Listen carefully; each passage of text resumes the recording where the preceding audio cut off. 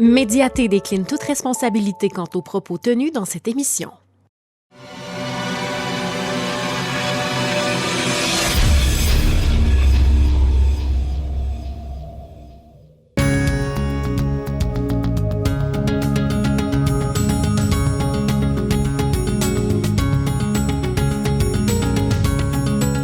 L'éducation fait partie intégrante de notre savoir.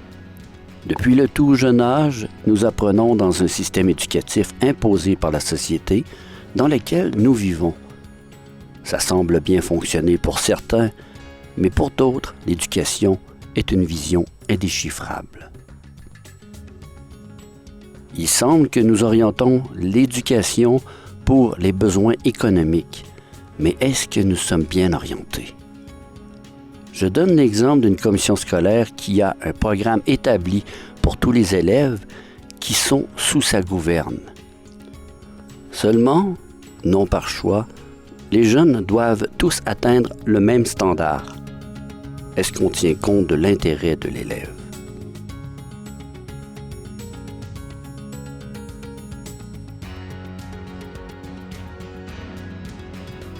À mon avis, l'intelligence ne se mesure pas aux notes scolaires.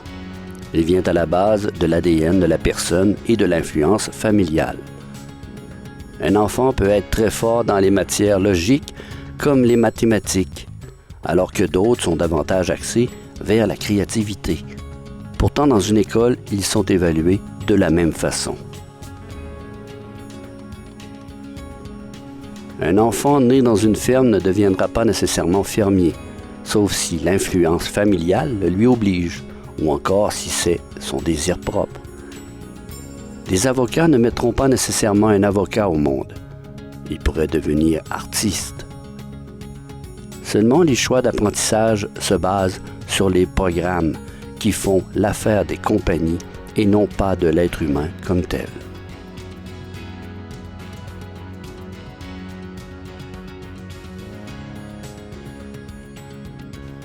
Dans le monde, il existe de nombreux enfants qui ne reçoivent qu'une éducation sommaire, sinon pas du tout.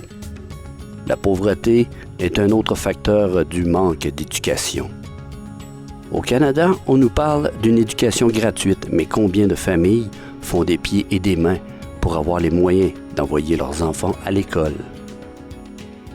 Certains s'endettent simplement pour les outils scolaires. L'éducation coûte cher. Et c'est une autre obligation imposée.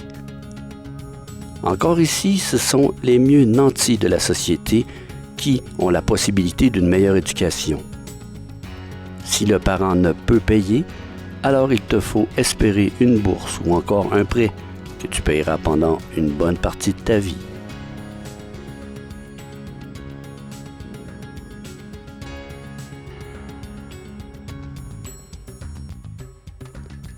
Dans toute cette confusion éducative, il me vient à me poser une question. Est-ce qu'on fait vraiment ce que l'on souhaite comme métier ou on doit se contenter de survivre?